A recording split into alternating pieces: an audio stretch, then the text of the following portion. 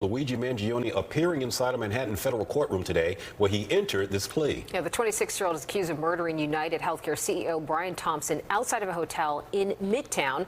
Fox 6's Linda Schmidt has been following this case and joins us live from the courthouse in Lower Manhattan with the very latest on all of this. Hey, Linda. Yeah, first of all, good evening to both of you, and a very busy day outside court here today. First of all, Luigi Mangione in court today for his arraignment on those federal charges of murder and stalking. The prosecution has also formally declared its intent to seek the death penalty. Now, the top charge against him is murder with a firearm, and that makes him eligible for the death penalty. Now, Mangione, who is 26 years old, he was in court today. No cameras allowed in court. These are courtroom sketches. He is accused of murdering United Healthcare CEO Brian Thompson December 4th in Midtown. Now, a surveillance camera captured the murder, showing who authorities say is Mangione approaching Thompson from behind and shooting him. That set off a 5-day manhunt, and Mangione was eventually arrested in Pennsylvania. Now, his lawyers have been calling the pursuit of the death penalty a political stunt. There was also a New York State case against him. In that case, he is charged with murder and terror charges. He has already pleaded not guilty in that case. However, the federal trial is going to go first. I'm going to bring in my colleague right now, Michelle Ross. So, Michelle, if you want to go ahead and step in. Michelle was inside court today for that arraignment. Now, when he appeared in court today, he looked very different than he's looked in the past. Normally, he wears a white collared shirt and a sweater, has a very preppy look. Today, he had the tan prison jumpsuit.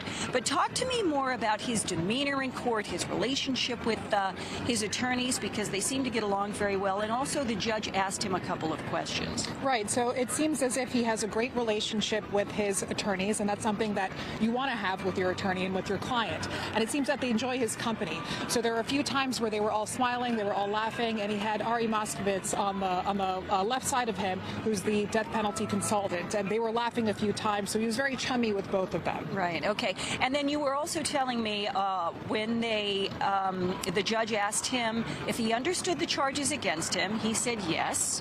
And then he also asked him to enter his plea, and he said not guilty. Right. What happened in the court at that point? Because you turned around and looked at some folks who were in the courtroom. So I made sure when he said not guilty, that's when we heard his voice, to see what his supporters, how they would react. And they're mostly women in the back 2 rows, about 20 people, nearly all of them women. I turned around and I saw there were 2 friends. One of them put her head on the other one's shoulder, kind of almost like goo-ga over him. He was speaking, hearing him hearing his voice. So we've seen his supporters throughout this entire thing, so it wasn't so surprising to see that happen. See, and what was interesting here, too, because I was outside, so most of the supporters had already gone into the court. There were only like 3 or 4 people outside here that I saw, but you said how many were inside the courtroom, and then 20. There were many who couldn't even get in? Right, so 20 were able to get in, nearly all of them women, but dozens more were outside that were not able to get in. Okay, so another interesting day in court. Thanks so much, Michelle. I appreciate that. So do the viewers.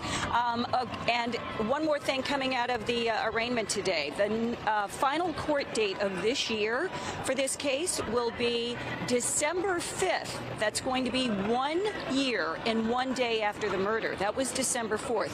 At that point, the judge wants to be able to set a trial date, and he wants this trial to happen in 2026.